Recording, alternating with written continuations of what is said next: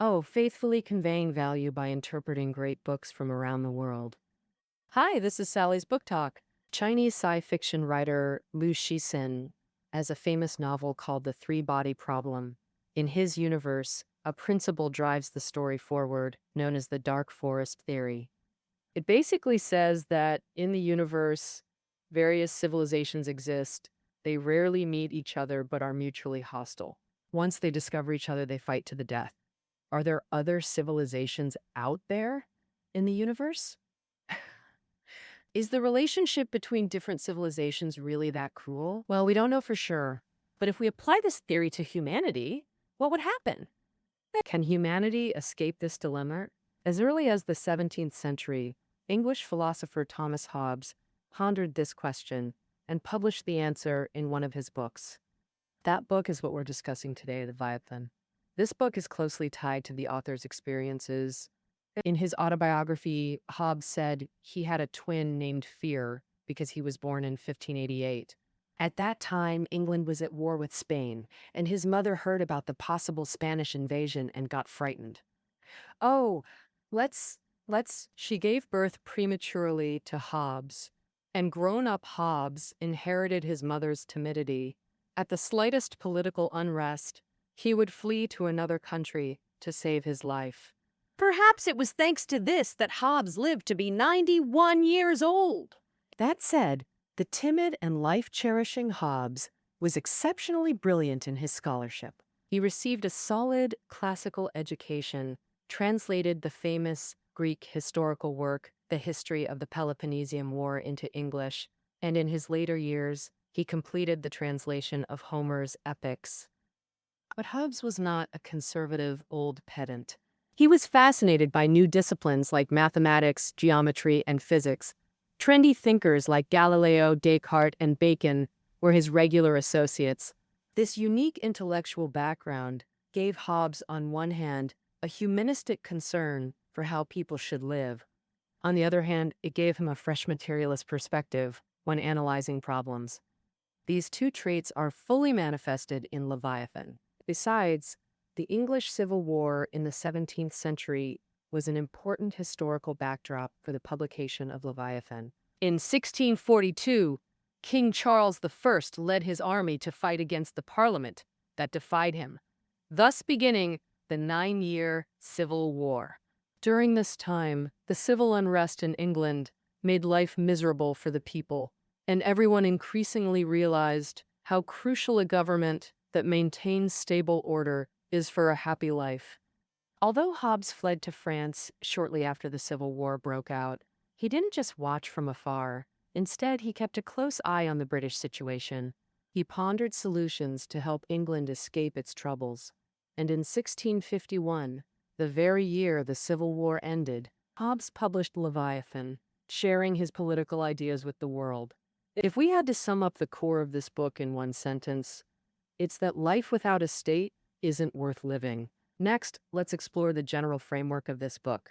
Hobbes argued that the state, like a house or a clock, doesn't exist in nature. It's a man-made creation. But what makes the state unique is that its material isn't anything else. It's humans themselves. So, to understand the state, we must first grasp human nature. Following this reasoning, the book Leviathan can be divided into two major parts. The first part uses a rational deductive approach. From discussing human nature to the state, this is the central focus of the entire book. The second part centers on the relationship between secular government and the religious church after the state is formed. In this section, Hobbes skillfully cites the Bible to powerfully support the conclusions from the first half. All right, let's first look at how Hobbes describes humans.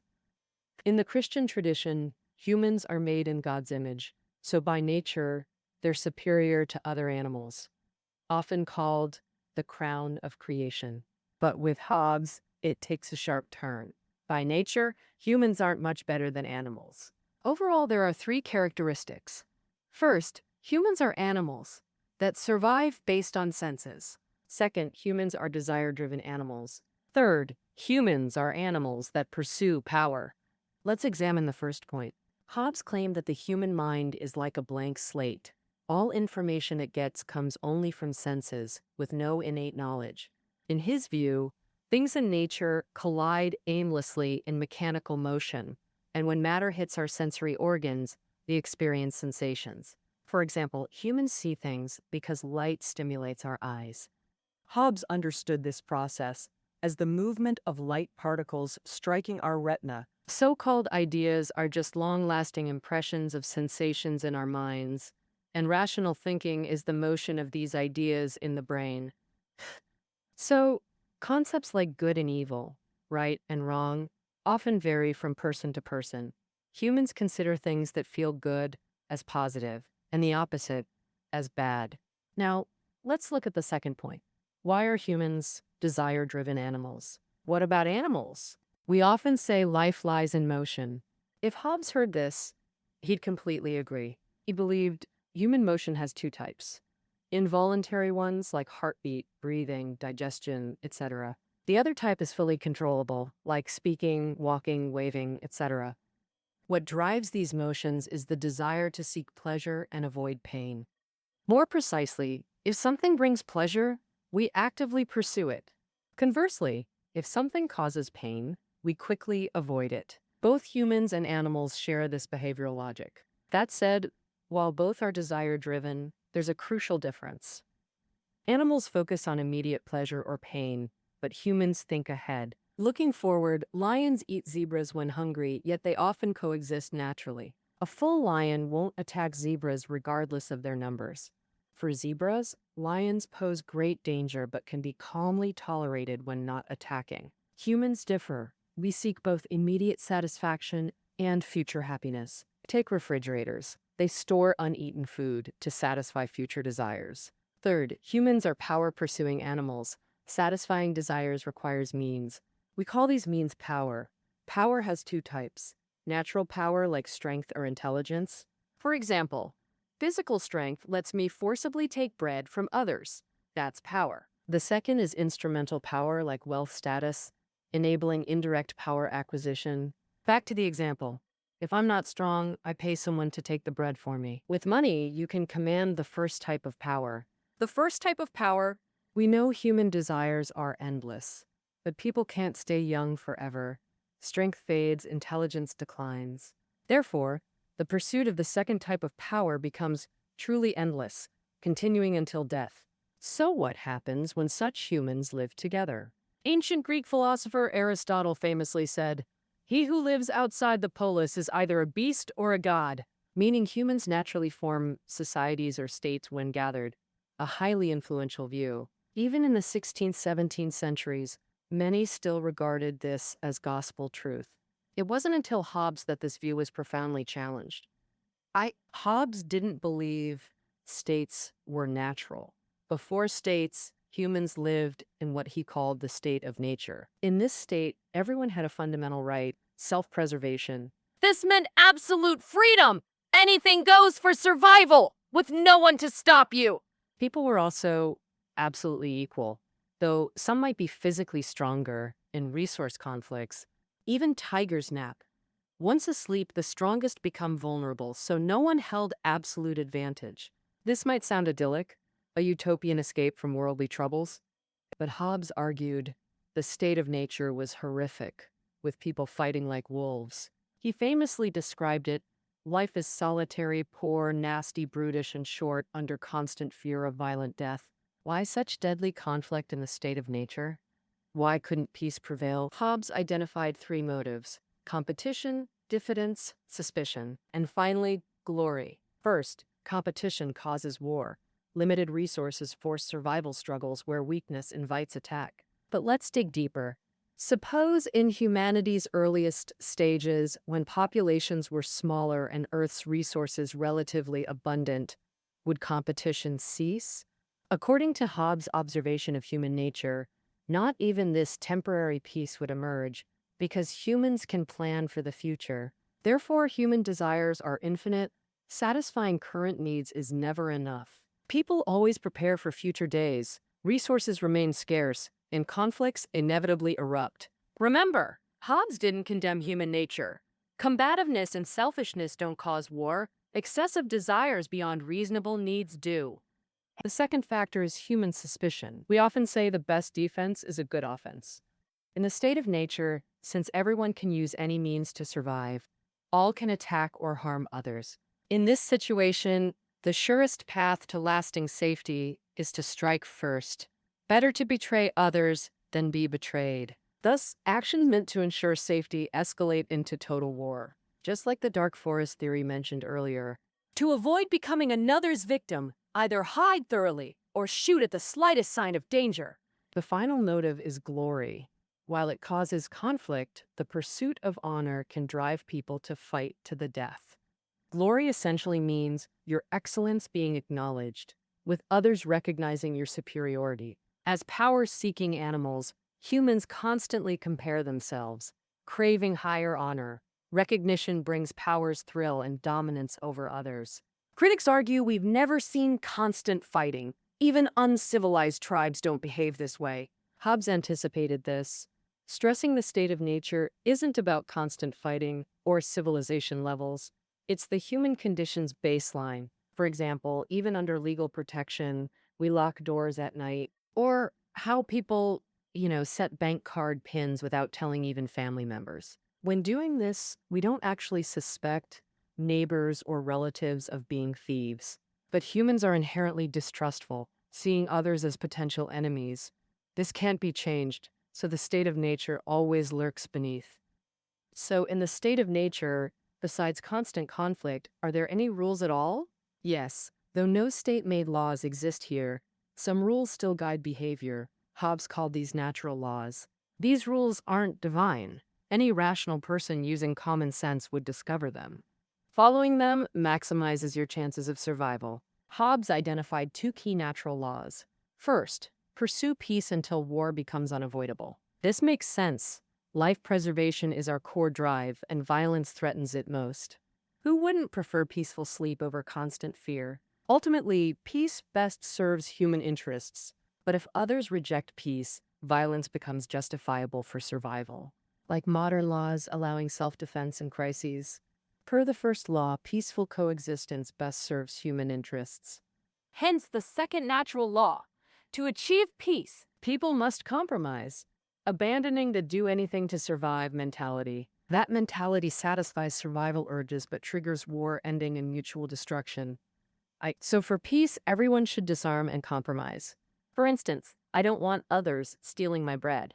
So we agree. You won't take mine, I won't take yours. If all honor this consensus, war ceases. But understanding this is one thing. Implementation's the real challenge. Say someone breaks this contract, they should be punished. But disputes arise. Parties argue, denying fault, even if truth emerges. Without enforcement, no one guarantees or executes punishment. This requires an enforcing power to implement natural law, ending war and securing human welfare. Hobbes believed the only solution was to artificially establish this power through a social contract. What's a social contract? We can understand it through two aspects: form and content. Form-wise, typical contracts bind individuals or small groups, affecting only signatories. The social contract's uniqueness lies in binding everyone. All are affected. Beyond form, its content is special. Natural state survival rights are surrendered. The social contract demands transferring these rights to a third party. The condition: everyone similarly surrenders their rights, entrusting them to the same third party. This third party centralizes collective rights. All must obey its commands. This entrusted entity is the sovereign. The sovereign plus contracting people forms the state. If rights transfer to one person, it's a monarchy. A transfer to a group creates aristocracy. Similarly, transfer to a citizen assembly makes democracy. What powers does this sovereign possess? First, sovereigns hold life or death authority. Citizens must obey absolutely, no rebellion or subversion. Violators of the social contract face execution. Hobbes viewed Charles I's execution during the English Revolution as profoundly unjust. This social contract is collectively signed. Thus, obeying the state is obeying yourself and others. Dissent requires unanimous consent or majority rule. Otherwise, arbitrary compliance destroys the state's foundation, perpetuating chaos. Second, sovereigns may take all necessary measures to protect peace and order. Once external forces threaten everyone's safety, the sovereign can decide when to mobilize the army to defend against enemies, when to declare war, and when to make peace. And, besides threats from external enemies, the sovereign must also be vigilant against internal unrest. Among these, the most important is deciding which doctrines might endanger public safety and who should conduct book censorship. And Hobbes deeply understood that human actions are greatly influenced by opinions, and conflicting opinions in doctrines often spark conflicts. Therefore, the sovereign must nip internal unrest in the bud to ensure that disagreements in opinions do not endanger order and stability. Third, the sovereign possesses legislative and judicial powers. He must establish laws that specify what should and should not be done, and also clarify the property ownership system. In the state of nature, precisely because there was a lack of recognized rules, everyone felt they could claim anything as their own, leading to war. But merely setting rules isn't enough. When disputes arise, they must be adjudicated by the sovereign. Because he holds supreme power, he can ensure that the judgments made are obeyed by the people. Lastly, the sovereign has the right to determine who contributes to the nation and to confer honors and titles upon them. Human nature is vain. People always hope to be seen as special by others and not inferior. Especially when it comes to national honor, if there is no common standard, everyone insists on their own perspective, leading to disputes over reputation. Given this situation, only the sovereign is qualified to serve as this standard. Only he can reward merits, and only then will people accept it, and disputes disappear. These are the fundamental rights of the sovereign. They cannot be transferred under any circumstances. If even one is lost, the sovereign cannot fully ensure the nation's peace and stability, and he ceases to be the sovereign. But on the other hand, these powers held by the sovereign sound very frightening, as if the people signed the social contract and put chains on themselves. But don't forget, these chains are man-made and not actually unbreakable. Compared to these chains, people fear the consequences of breaking them even more. Hobbes firmly believed that under the protection of the state, human life is much better than in the state of nature. So, what freedoms do humans living in a state enjoy? First, citizens enjoy the freedom of self-preservation. The sovereign cannot arbitrarily command citizens to self-harm, starve, or commit suicide. The purpose of establishing the state is to ensure life safety, so the sovereign cannot casually kill citizens. If the sovereign attempts this, citizens may rightfully refuse. Hobbes illustrated this with an example. When conscripting armies against invaders, those refusing service out of cowardice may be punished, even executed. If everyone dodged conscription, national collapse would follow. But if someone finds a substitute, the sovereign cannot execute them. They've fulfilled duty while preserving life. Second, citizens enjoy freedom where laws don't specify restrictions. Though sovereigns legislate, they cannot micromanage every detail. In these legal gaps, freedom prevails, like choosing meals, daily attire, or professions to support families. Where law is silent, you're free to choose. Some places don't mandate monogamy. Citizens decide spousal arrangements. In essence, what is not forbidden is permitted. This explains why Hobbes named the state Leviathan as his book title, with dual significance. First, biblically, Leviathan is a sea monster symbolizing brute force and pride. To ordinary people, the all-powerful state resembles this beast. Second, Leviathan isn't divine. It's mortal and impervious, meaning the state, like the beast, is man-made, neither natural nor eternal. This concludes the first part of Leviathan. In summary, humanity's excessive desires drive mutual slaughter in the state of nature. To achieve peace, people decided to collectively sign the social contract, establishing Leviathan and granting the sovereign supreme power. The unrestrained freedom in nature transforms into restricted and protected civil liberties. To us, it seems Hobbes's work should end here. But for readers at that time, the relationship between politics and religion was also crucial. The Pope of the Roman Church often claimed supreme authority to interfere in nations' internal affairs. Thus, Hobbes spent equal effort refuting this view, writing the second part of Leviathan. In summary, Hobbes cited the Bible extensively to confirm the sovereign's absolute power stems solely from the social contract, not God. Therefore, on church-state issues, we only need to remember three key points. First, the Bible becomes a moral guide for people precisely through the sovereign's authority. Like 1,000 Hamlets and 1,000 eyes, interpretations of the Bible vary widely. So which interpretation is correct? This judgment standard must be held by the sovereign. Otherwise, everyone clings to their own views as absolute truth. Some even discard the Bible, treating hallucinations as divine revelations. This increases instability from social unrest. Biblical interpretation authority should rest with the sovereign to promote morality and national stability. Second, the church must be controlled by the state. In the early modern West, the Roman Church's influence was immense, even swaying secular nations' politics. To ensure national stability, church intervention must be avoided. Thus, Hobbes stated that fundamentally, the church is merely a gathering of believers in a hall.